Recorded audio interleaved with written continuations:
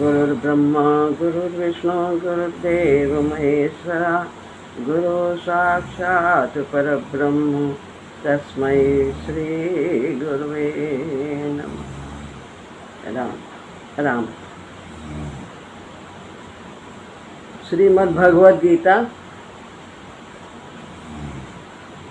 18वां अध्याय चल रहा है।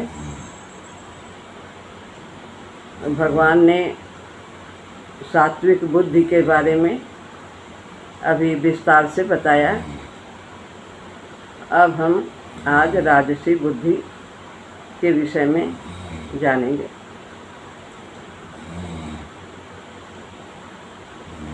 श्लोक है 32वां, नहीं, श्लोक है 31वां।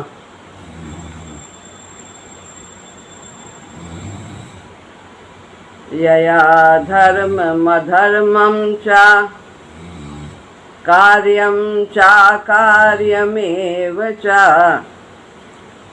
अयथावत् प्रजानाति बुद्धिः सा पार्थ सा राजसी। यया धर्ममधर्मं च कार्यं चाकार्यमेव च अयथावत् प्रजानाति बुद्धि सा पार्थ राजसी। भगवान कहते हैं, हे पार्थ, यया यानी मनुष्य जिसके द्वारा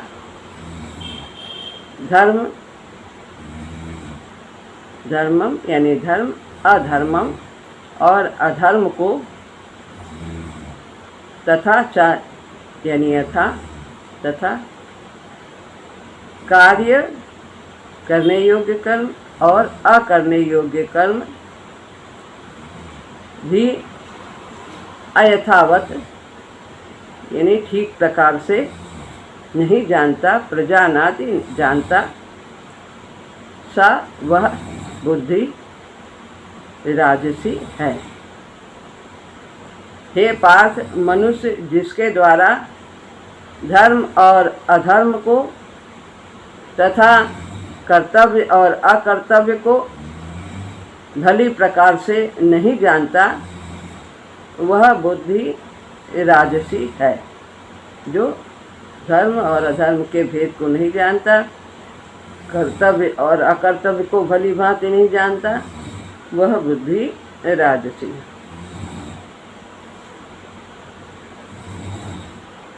यया धर्ममधर्मं च,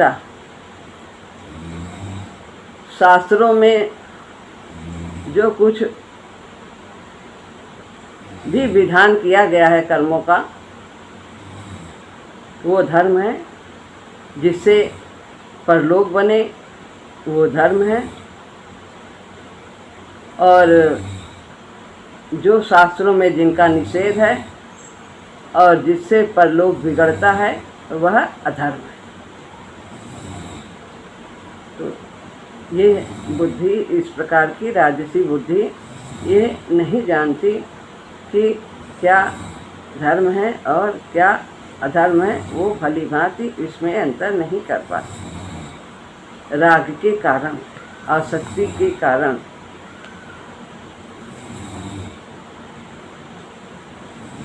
जैसे अपने माता पिता बड़े बूढ़ों की सेवा करने में, दूसरों को सुख पहुंचाने में, दूसरों का हित करने में, तन मन से जो धन, जो कुछ भी हमें प्राप्त है, योग्यता जो प्राप्त है, पद अधिकार सामर्थ्य आदि जो कुछ भी मिला है, ये सब का हम सदुपयोग करें, इनकी सेवा करें, माता पिता की, बड़े बूढ़ों का आदर करें, इनको सुख पहुंचाएं, तन मन धन का सदुपयोग करें। ये सब इस प्रकार ये धर्म है।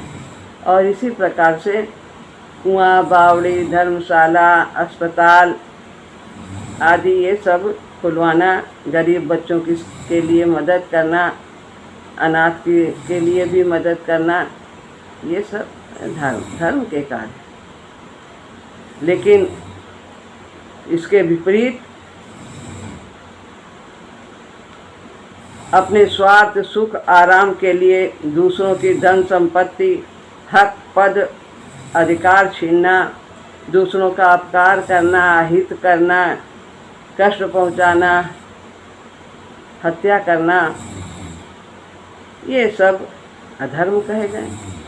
इनसे परलोक भी बिगड़ता है और यहाँ भी व्यक्ति सुखी नहीं रहता। और धर्म करने से, सेवा करने से, आदर करने से,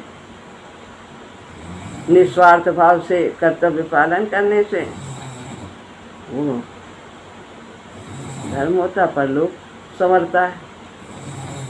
तो 4 वेद 6 शास्त्र में अब बात लिखी है 2, सुख दीन है सुख होत हैं और दुख दीन है दुख हो। यहाँ भी बिगड़ जाएगा, लौकिक भी बिगड़ेगा और पारलौकिक भी बिगड़ जाएगा यदि हम भली प्रकार से धर्म का पालन नहीं करते।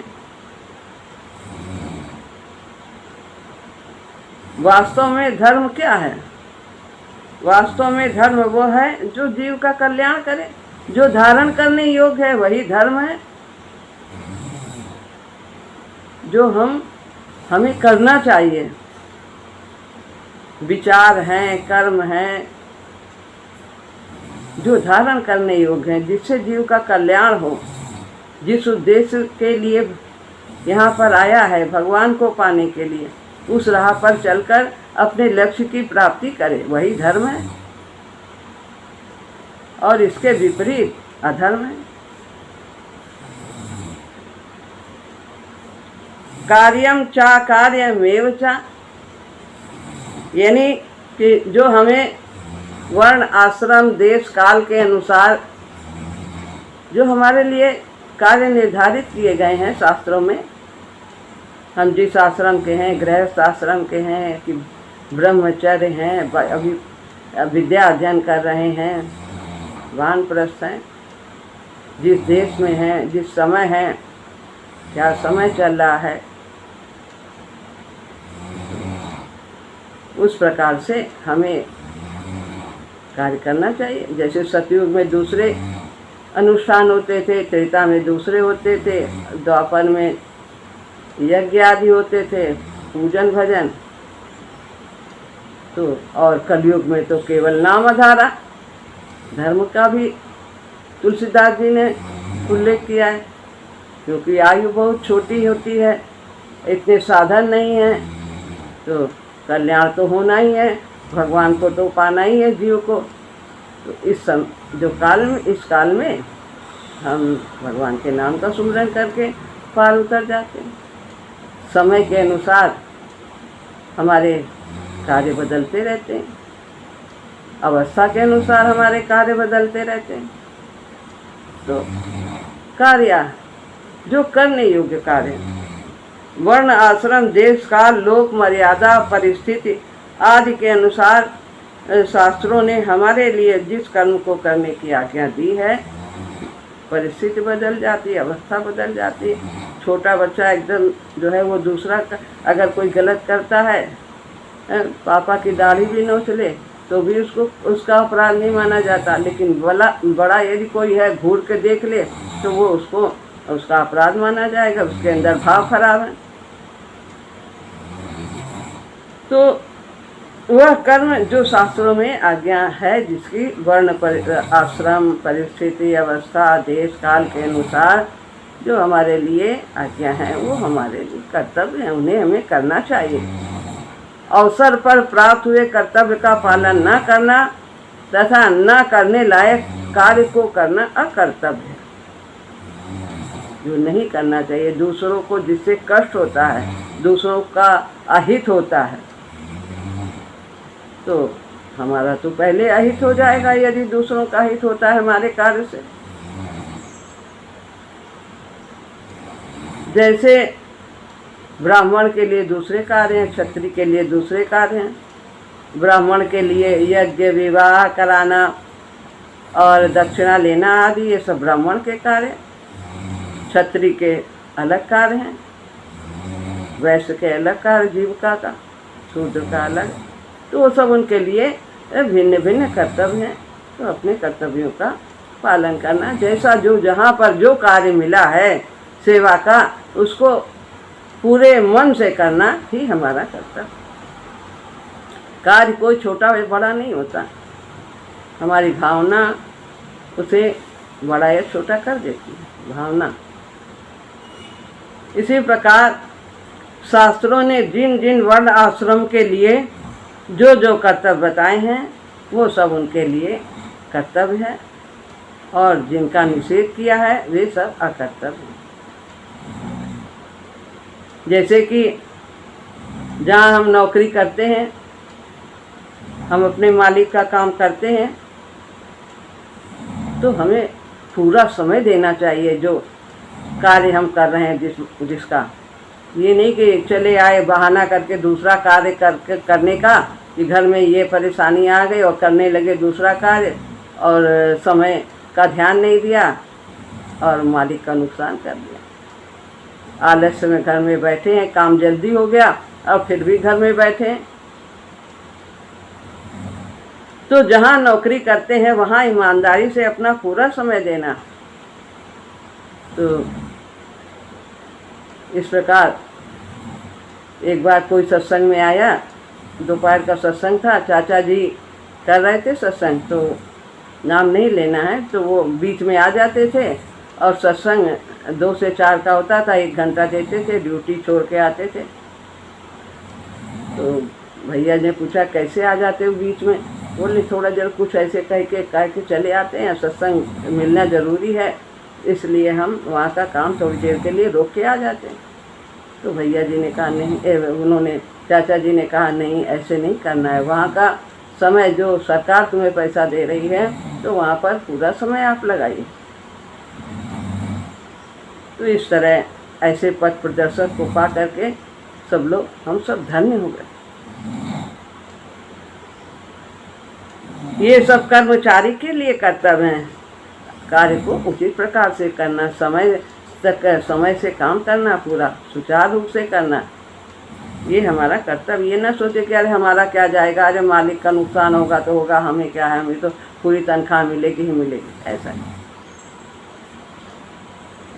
अपने स्वार्थ सुख आराम में फंसकर कार्य में पूरा समय न लगाना, कार्य को तत्परता से न करना, थोड़ी सी घूस के लिए मालिक का नुकसान कर देना, रिश्वतखोरी करना, तो ये सब उसके अकर्तव्य हैं। यदि वो ऐसा करता है नौकरी करने वाला, तो ये नहीं करना चाहिए। समय से कार्य करना, पूरा समय देना, मालिक के हित का ध्यान रखना। फैक्ट्री में फ़ायदा होगा तो उसका भी फ़ायदा होगा। अब राजकीय अफसर के लिए क्या होता है कि उन लोगों को बड़े काम के लिए बड़े पद मिलते हैं और वो बड़ी बड़ी जिम्मेदारियां संभालते हैं ताकि लोग समाज में, देश में शांति रहे, अच्छी व्यवस्था रहे। लेकिन यदि वे भी उसमें रिश्वतखोरी कर देते हैं और अपने पद का सही उसमें कार्य नहीं करते हैं पद में रहते हुए, तो फिर ये अकर्तव्य हो जाता है। जो कार्य मिला ईमानदारी से करना है, ऐसे कामों को करना है, उनका कर्तव्य है। पर अपने तुच्छ स्वार्थ में आकर राज्य का नुकसान कर देना, टैक्स की चोरी कर लेना, ये सब अकर्तव्य है। टैक्स से हमारा देश चलता है, उससे व्यवस्था होती है सब, तो वो हमें करना चाहिए, ये हमारा कर्तव्य है।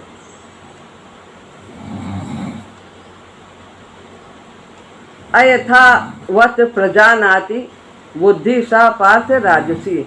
अब भगवान बताते हैं कि हमारे अंदर जब राग हो जाता है यानी आसक्ति हो जाती है, तो फिर किसी चीज़ के प्रति, किसी व्यक्ति के प्रति, किसी वस्तु के प्रति, तो फिर हमारे अंदर दोष आ जाता है। कौन सा? स्वार्थ का, पक्षपात का, विषमता यानी भेदभाव का, ये दोष आ जाते हैं कि जो हमें अच्छा लग रहा है तो उसके हमें दोष दिखाई नहीं देते। यद्यपि दोष रहते हैं बहुत, हम उसके दोष नहीं देख पाते, और जिससे हमारे मन में द्वेष हो गया उसके हमें गुण नहीं दिखाई देते हैं, वो कितना भी अच्छा करे। तो ये भली भांति राजसी बुद्धि नहीं समझ पाती है कि क्या सही है क्या गलत है। आसक्ति के कारण हमें व्यक्ति में, वस्तु में और परिस्थिति में हमें गुण की जगह दोष और दोष की जगह गुण दिखाई देते हैं, राग द्वेष के कारण। और राग द्वेष राजसी बुद्धि के कारण होते हैं। अब बताते हैं, भगवान से ऐक्य होने के लिए सात्विक बुद्धि ही काम करती है।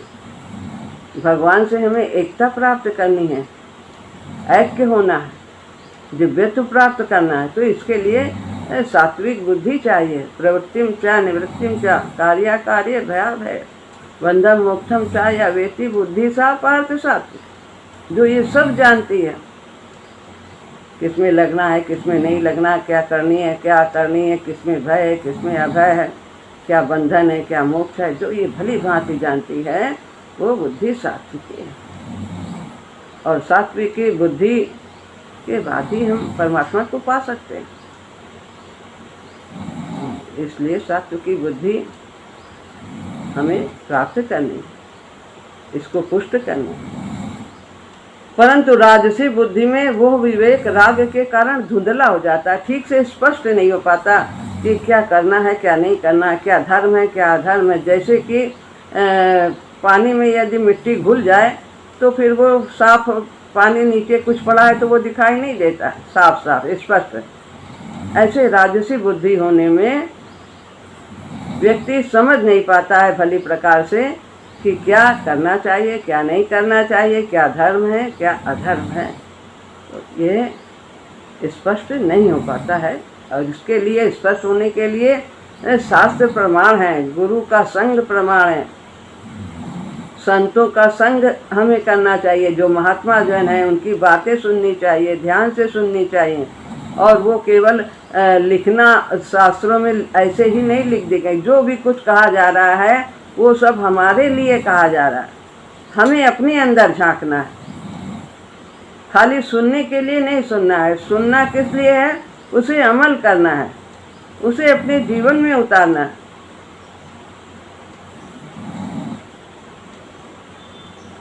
तो इस प्रकार ये यहाँ पर बताया गया है कि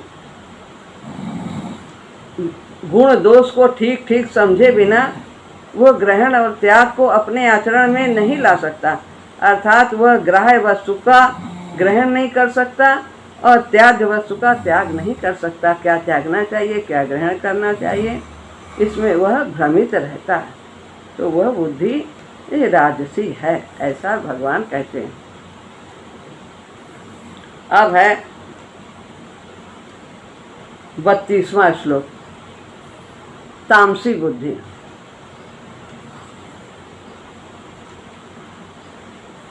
इसमें तो ये ठीक ठीक से नहीं जानता राजसी में कि क्या सही है, क्या गलत है, क्या करना चाहिए, क्या नहीं, भली प्रकार नहीं जानता। लेकिन इसमें तो बिल्कुल ही ऐसा बताया है कि वो धर्म को अधर्म और अधर्म को धर्म मानता ही है। अधर्मम धर्ममितिया मन्यते तमसाव्रता सर्वार्थान विपरीतांश्च बुद्धि सा पार्थ तामसी। हे पार्थ, तमसा यानी तमो गुण से आवृत, आखिरी में तमसा व्रता यानी तमोगुण से आवृता, आवृत ढकी हुई, घिरी हुई, या माने जो बुद्धि अधर्मम, अधर्म को धर्मम, धर्म इति यानी ऐसा मन्यते मान लेते हैं। और सर्वार्थान यानी संपूर्ण चीज़ों को विपरीतांश, विपरीत उल्टा मानते हैं, वह बुद्धि तामसी है। जो कुछ भी है शास्त्र में बताया है ये करना है, उसका उल्टा करना है, वो गलत है। जो नहीं करना है उसको वो सही मानते हैं। हे प्रथानंदन, तमोगुण से घिरी हुई जो बुद्धि अधर्म को धर्म ऐसा मान लेती है और संपूर्ण चीज़ों को उल्टा मान लेती है, वह तामसी बुद्धि है। जैसे कि अधर्मम धर्म मित्या मन्यते तमसावृता, इसका भगवान वर्णन करते हैं कि ईश्वर की निंदा करना, शास्त्र वर्ण आश्रम और लोक मर्यादा के विपरीत काम करना, माता पिता के साथ अच्छा बर्ताव न करना, संत महात्मा गुरु आचार्य आदि का अपमान करना, कि बैठे बैठे मिल रहा, देखो कितने मोटे तगड़े हैं और कुछ करना नहीं पड़ता, धरना नहीं पड़ता और हट्टे करते हैं। ऐसे नास्तिक लोग ऐसा बोलते। झूठ कपट बेईमानी जालसाजी और जो खाने योग्य नहीं है उसको खाना, ये सब पाप कर्मों को वो धर्म मानते हैं। ये अधर्म को धर्म मानना है कि ऐसा जो सब उल्टा पुल्टा काम करते हैं, ये सबका अपमान करें, संत महात्माओं का अपमान करें, माता पिता का आदर न करें, सेवा न करें और भगवान को न माने, मर्यादा के विपरीत कार्य करें, ये सब जो है धर्म है, इनको वो अधर्म मानते हैं कि ये नहीं, ऐसे उनकी उल्टी बुद्धि होती है। और अपने शास्त्र वर्ण आश्रम के अनुसार ये सब जो करना है, तो ये जो है धर्म की बातें, इनके विपरीत, तो उसको वह धर्म अधर्म मानते हैं। ये सब करना चाहिए जैसा कि बताया है, तो कहते नहीं ये नहीं करना है, ये सब ऐसे ही अपने फ़ायदे के लिए ब्राह्मणों ने लिख दिया है, शास्त्रों ने लिख दिया है और इसे नहीं करना। शास्त्र विहित कर्मों को उचित न मानना, ये धर्म को अधर्म मानना। शास्त्र की बात मानते ही नहीं, विरोध करते हैं।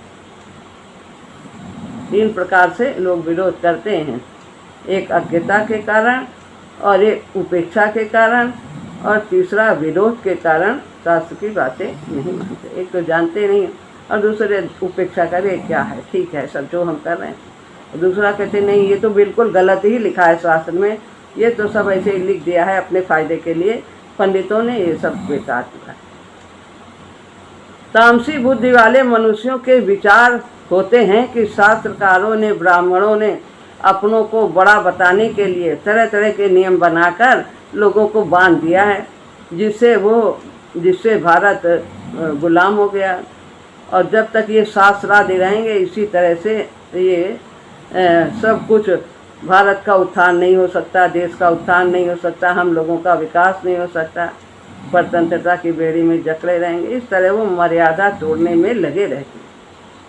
सर्वार्थान विपरीतांश च, आत्मा को अपना स्वरूप नहीं मानते, अपने को देह बुद्धि में रखते हैं कि मैं तो यही नाम रूप हूँ, मेरा तो यही रूप है, इसके अलावा कुछ है ही नहीं, आत्मा कुछ है ही नहीं, परमात्मा है ही नहीं।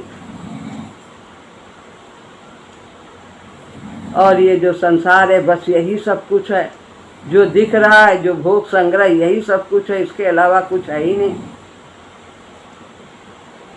और अहंकार से भरे होते हैं, दूसरों को छोटा दिखाने में लगे रहते हैं, अपने को बड़ा दिखाने में लगे रहते हैं, अपनी बड़ाई करते रहते हैं, दूसरों का अपमान करते हैं। सबसे ज़्यादा बुद्धिमान हम हैं, दुनिया में जितनी भी बुद्धि है 1 रुपया उसमें से 12 आने हमारे पास है, और जो 4 आना है वो पूरे संसार में बटी हुई है। ऐसा चाचा जी समझाते थे, लोग ऐसा सोचते हैं। ऐसी मेरी बुद्धि भगवान, समझे खुद को धनवान गुणी, पर हरि विमुख मन अवगुण खान। ऐसी मेरी बुद्धि भगवान। तो अपने को ही सबसे बड़ा मानते हैं, दूसरों को मूर्ख समझकर अपने को ही पढ़ा लिखा और विद्वान समझना, जानते कुछ नहीं है और अपने को पंडित समझते हैं। जो ऐसा समझता है वही तो सबसे ज़्यादा मूर्ख है, कि हम ही सबसे ज़्यादा ज्ञानवान है, हम ही सबसे ज़्यादा, किसी की सुनना ही नहीं चाहता। विद्वान समझना, जितने संत महात्मा हो गए उनकी मान्यताओं से अपनी एक अलग राह बना लेते हैं और अपनी मान्यता स्थापित करना चाहते हैं। तो इस तरह वे अपवित्र वस्तुओं को ही पवित्र मानते हैं। यही सब उल्टा पुल्टा है। ये तो बिल्कुल उल्टा ही करते हैं। राजसी तो उनको धुंधला दिखाई देता है, क्या करें क्या ना करें ठीक से स्पष्ट नहीं होता है, धर्म क्या है अधर्म क्या है। लेकिन यहाँ पर जानबूझ करके वो सब बातें जो शास्त्र में कही गई हैं उनको न मानना ही उनके लिए सबसे यही उचित कार्य उनको लगता है, और जो कि उनके जीवन को बर्बाद कर देता है। इतना अच्छा उत्तम मनुष्य शरीर मिला है और यूं ही वे इस प्रकार कार्य करके इस शरीर को जो भगवान को पाने के लिए प्रभु ने दिया है वो सब यूं ही गंवा देते हैं। तो इस प्रकार बुद्धि सा पार्थ तामसी, तमोगुण से आवृत जो बुद्धि अधर्म को धर्म और धर्म को अधर्म और अच्छे को बुरा और बुरे को अच्छा मानती है, उल्टा सुल्टा, वो बुद्धि तामसी है।